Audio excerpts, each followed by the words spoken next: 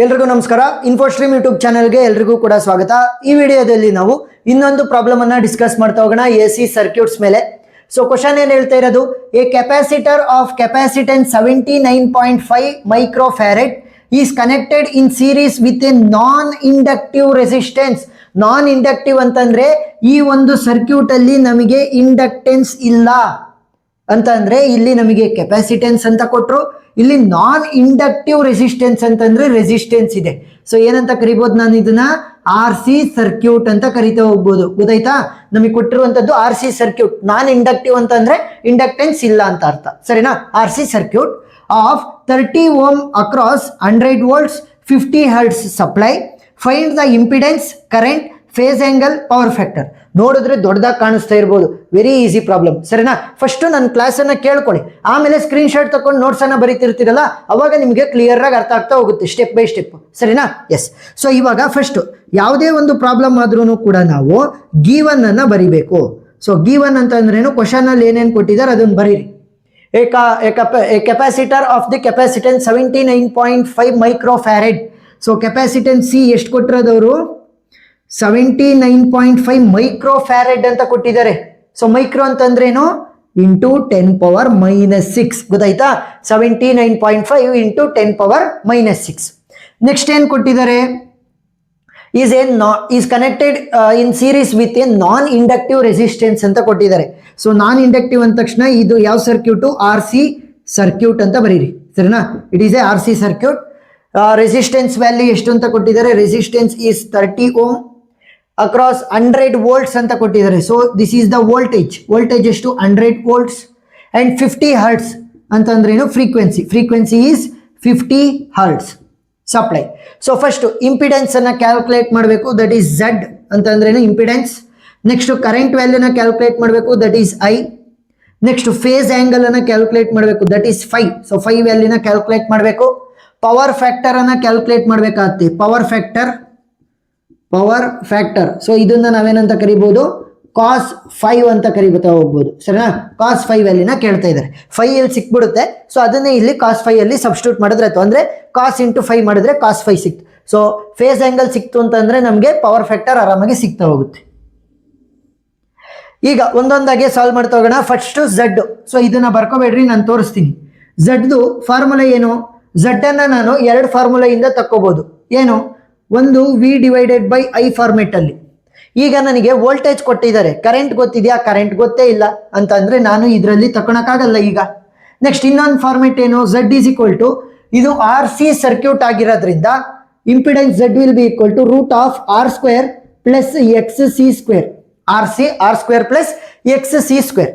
ಈಗ X C square ಕೂಡ ಗೊತ್ತಿಲ್ಲ, ರೆಸಿಸ್ಟೆನ್ಸ್ ಕೊಟ್ಟಿದ್ದಾರೆ ಅಷ್ಟೇ. ಎಕ್ಸ್ ಸಿ ಅನ್ನ ನಾನು ಈಸಿಯಾಗಿ ಕ್ಯಾಲ್ಕುಲೇಟ್ ಮಾಡ್ಕೋಬಹುದು, ಸರಿನಾ. ಸೊ ಎಕ್ಸ್ ಸಿ ಅನ್ನ ಫಸ್ಟ್ ಕ್ಯಾಲ್ಕುಲೇಟ್ ಮಾಡ್ಕೊಳ್ಳೋಣ, ಆಮೇಲೆ ಇಲ್ಲಿಗೆ ಸಬ್ಸ್ಟಿಟ್ಯೂಟ್ ಮಾಡ್ಬಿಟ್ರೆ ನನಗೆ ಝಡ್ ವ್ಯಾಲ್ಯೂ ಸಿಗುತ್ತೆ.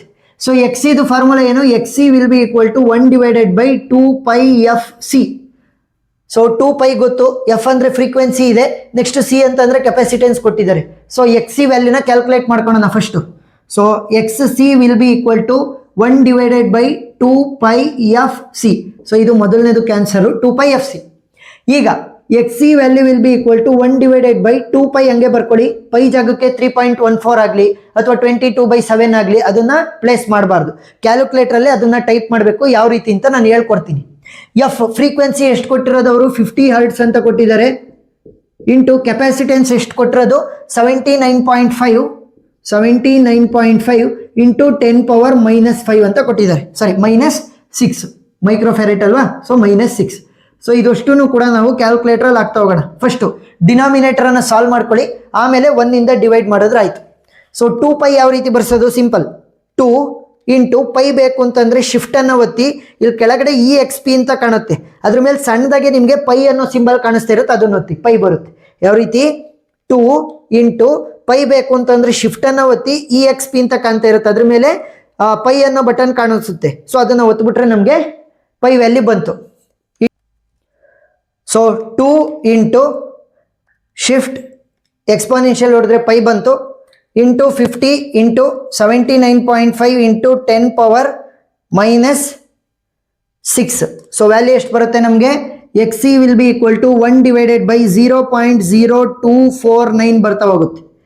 ಇದನ್ನ ನಾವು ಕ್ಯಾಲ್ಕುಲೇಟರ್ ಹಾಕಿದ್ರೆ 1 ಡಿವೈಡೆಡ್ ಬೈ 0.0249 ವ್ಯಾಲ್ಯೂ ಎಷ್ಟು ಬಂತು 40.16 ಅಂತ ಬರುತ್ತೆ. ಸೊ 40.16 ಓಮ್ ಸಾಕು, ಇಲ್ಲಿ ನಿಲ್ಲಿಸ್ತಾ ಹೋಗಿ.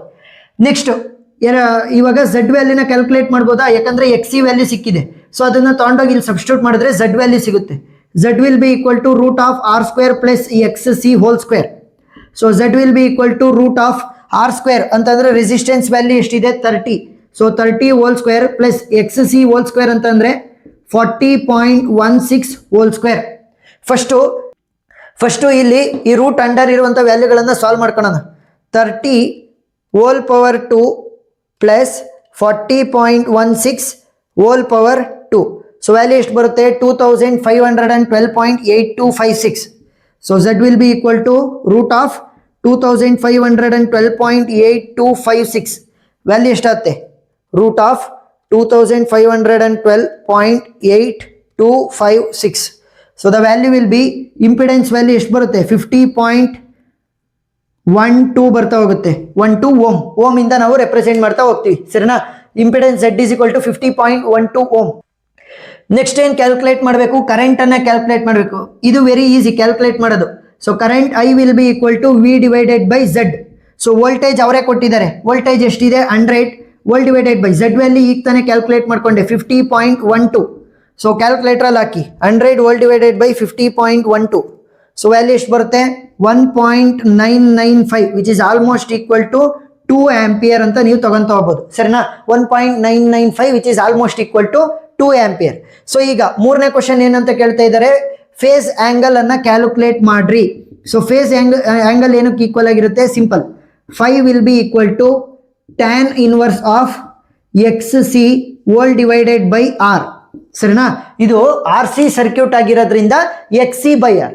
ಅದೇ ಏನಾದರೂ ಆರ್ ಎಲ್ ಸರ್ಕ್ಯೂಟ್ ಆಗಿದ್ದಿದ್ರೆ ಎಕ್ಸ್ ಎಲ್ ಬೈ ಆರ್. ಅದೇ ಏನಾದ್ರೂ ಕೂಡ ನಮಗೆ ಆರ್ ಎಲ್ ಸಿ ಸರ್ಕ್ಯೂಟ್ ಆಗಿದ್ರೆ X L minus X C whole divided by R ಆಗ್ತಾ ಇತ್ತು. ಸೊ ಡಿಫ್ರೆಂಟ್ ಪ್ರಾಬ್ಲಮ್ಸ್ ಅನ್ನ ಸಾಲ್ವ್ ಮಾಡಿದ್ದೀನಿ, ಅದು ನಿಮಗೆ ವಿಡಿಯೋ ಡಿಸ್ಕ್ರಿಪ್ಷನ್ ಅಲ್ಲಿ ಸಿಗ್ತಾ ಹೋಗ್ತವೆ, ಪ್ಲೇ ಲಿಸ್ಟ್ ನೀವು ನೋಡ್ಬೋದು.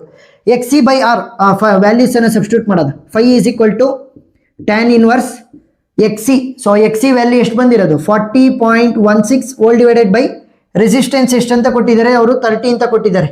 ಸೊ ಸಿಂಪ್ಲಿಫೈ ಮಾಡ್ಕೊಳ್ಳಿ first 40.16 whole divided by 30. So value ಎಷ್ಟು ಬರುತ್ತೆ ನಮಗೆ 1.3386 ಬರುತ್ತೆ. So 5 value will be equal to tan inverse of 1.3386. So calculator ಹಾಕಿ tan ಇನ್ವರ್ಸ್ ಬರ್ಸೋದು ಯಾವ ರೀತಿ, ಸಿಂಪಲ್. ಶಿಫ್ಟ್ ಅನ್ನ ಒತ್ಬಿಟ್ಟು ಇಲ್ಲಿ tan ಅನ್ನ ಒತ್ತಿದ್ರೆ tan ಇನ್ವರ್ಸ್ ಬರುತ್ತೆ. ಏನು ಶಿಫ್ಟ್ ಅನ್ನ ಒತ್ತಿ tan ಅನ್ನ ಒತ್ತಿದ್ರೆ tan ಇನ್ವರ್ಸ್ ಬಂತು 1.3386. ಸೊ ವ್ಯಾಲ್ಯೂ ಎಷ್ಟು ಬರುತ್ತೆ 53.23. So 5 value will be equal to 53.23, ಸರಿನಾ. 5 ವ್ಯಾಲ್ಯೂ ನನಗೆ ಸಿಕ್ತು. ನೆಕ್ಸ್ಟ್ 4ನೇ ಕ್ವಶನ್ ಏನು ಕೇಳ್ತಾ ಇರೋದು, ಅವರು ಪವರ್ ಫ್ಯಾಕ್ಟರ್ ಅನ್ನ ಕೇಳ್ತಾ ಇದ್ದಾರೆ, ಸರಿನಾ. ಸೊ ಪವರ್ ಫ್ಯಾಕ್ಟರ್ ಅನ್ನ ಕ್ಯಾಲ್ಕುಲೇಟ್ ಮಾಡ್ತಾ ಹೋಗೋಣ. 4ನೇ question power factor. So power factor will be equal to cos 5. So 5 value already ಗೊತ್ತಿದೆ. ಸೊ ಕಾಸ್ ಇಂಟು 5 ವ್ಯಾಲ್ಯೂ ಎಷ್ಟು 53.23. ಏನಿಲ್ಲ, ಸಿಂಪಲ್. ಇಲ್ಲಿ ಕಾಸ್ ಇದೆಯಲ್ಲ, ಕಾಸ್ ಅನ್ನ ಪ್ರೆಸ್ ಮಾಡಿ 53.23ನ ಪ್ರೆಸ್ ಮಾಡಿ. ಸೊ ವ್ಯಾಲ್ಯೂ ಎಷ್ಟು ಬಂತು cos 5 ಈಸ್ 0.598. ಸೊ ಇಲ್ಲೇನಂತ ಬರೀಬೇಕು, ಲೀಡಿಂಗ್ ಅಂತ ಬರೀಬೇಕು, ಸರಿನಾ.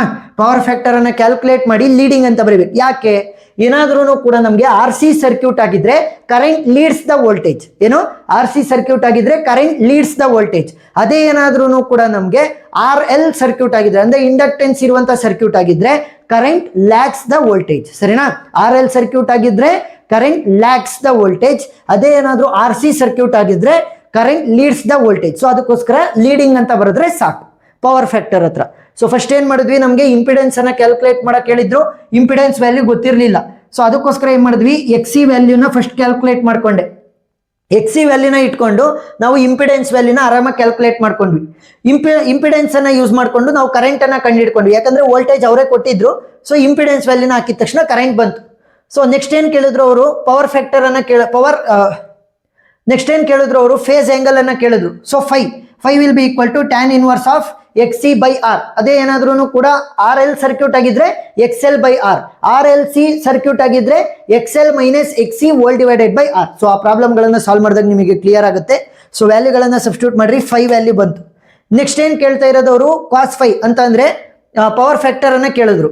ಸೊ ಕಾಸ್ ಅನ್ನ ಮಲ್ಟಿಪ್ಲೈ ಮಾಡಿದ್ರೆ 5 ವ್ಯಾಲ್ಯೂಗೆ, ಸೊ ಅಲ್ಲಿ ನಮಗೆ ವ್ಯಾಲ್ಯೂ ಸಿಗುತ್ತೆ. ಆರ್ ಸಿ ಸರ್ಕ್ಯೂಟ್ ಆಗಿದ್ರೆ ಲೀಡಿಂಗ್ ಅಂತ ಬರಿಬೇಕು, ಆರ್ ಸಿ ಸರ್ಕ್ಯೂಟ್ ಆಗಿದ್ರೆ ಲೀಡಿಂಗ್ ಅಂತ ಬರಿಬೇಕು, ಆರ್ ಎಲ್ ಸರ್ಕ್ಯೂಟ್ ಅಂತ ಬಂದ್ರೆ ಲ್ಯಾಗಿಂಗ್ ಅಂತ ಬರಿಬೇಕಾಗುತ್ತೆ. ಸರಿನಾ? ಇಷ್ಟೇ ಸಿಂಪಲ್. ಸೊ ಸ್ಕ್ರೀನ್ ಶಾಟ್ ತಕೊಂತ್ರಿ, ನಾನು ಸೈಡ್ಗೆ ಹೋಗ್ತೀನಿ. ಎಕ್ಸ್ಟ್ರಾ ಪ್ರಾಬ್ಲಮ್ಗಳ ವಿಡಿಯೋ ಲಿಂಕ್ ಅನ್ನ ನಾನು ಡಿಸ್ಕ್ರಿಪ್ಷನ್ ಅಲ್ಲಿ ಕೊಟ್ಟಿರ್ತೀನಿ, ಪ್ಲೇ ಲಿಸ್ಟ್ ಮುಖಾಂತರ ನೀವು ನೋಡ್ಬೋದು. ಎಷ್ಟು ಪ್ರಾಬ್ಲಮ್ ಎಕ್ಸ್ಟ್ರಾ ಸಾಲ್ವ್ ಮಾಡ್ತೀರಾ ನಿಮಗೆ ಯೂಸ್ ಆಗ್ತಾ ಹೋಗುತ್ತೆ ಅದು ಕೂಡ. ಸೊ ವಿಡಿಯೋ ಇಷ್ಟ ಆಗಿದ್ರೆ ಸಬ್ಸ್ಕ್ರೈಬ್ ಮಾಡ್ಕೊಂಡು ಸಪೋರ್ಟ್ ಮಾಡೋದನ್ನ ಮರಿಬೇಡಿ. Thank you for watching.